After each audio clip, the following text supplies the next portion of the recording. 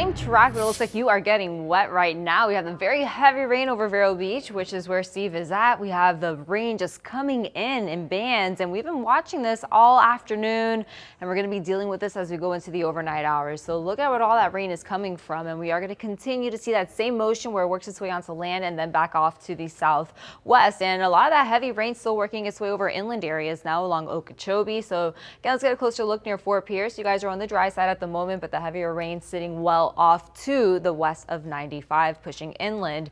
And again, up and down Lake Okeechobee, Buckhead Ridge, looking pretty wet there. And look at this. This is where we are watching the storm, Tropical Storm Isaias. And as you can see, there's a lot of lightning associated with the center. Now, if this was a subtropical storm or if it was considered extratropical, then we would see the lightning and the stronger winds on the outer bands. But since it's tropical still, all of that towards the center of the storm. So that's where we have the strongest of the winds as well. So a lot more convection now compared to just a few hours ago where it looked like it did break apart.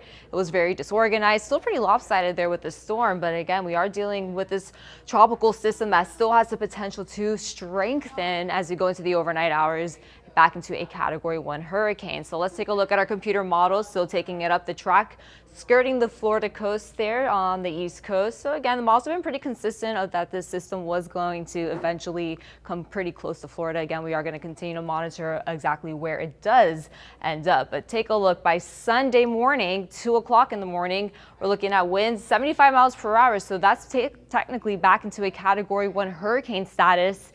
And then it does continue with that status as we go into Sunday afternoon, coming very, very close to the east coast. And winds still around 75, looking to weaken by Monday. So again, this is what we're going to be looking out for tomorrow with the strongest of the winds. And we could see those tropical storm force winds affecting our area. So those are those big things that we want to be looking out for. So eventually late in the week, we see this skirting up the coast of the Carolinas and then coming close to the Delmarva Peninsula near Virginia, and then possibly just a rainmaker as soon as it passes over land there. So New York, everybody's going to get a taste of Isaias. So again, that's what we're going to be looking at. So let me put that in motion on our future track model by again 6 o'clock in the morning Sunday, where we do expect this to become a Category 1 hurricane. We are going to see this coming very, very close to land, still now about 100 miles off to the east of us here across South Florida. So then as we go into Sunday afternoon, we're still dealing with those heavy rain bands and those gusting winds. And then late in the day, that's when we start to see a lot of that rain lift and exit our area. So we're going to send things back over to you guys, and we'll have another update coming up shortly.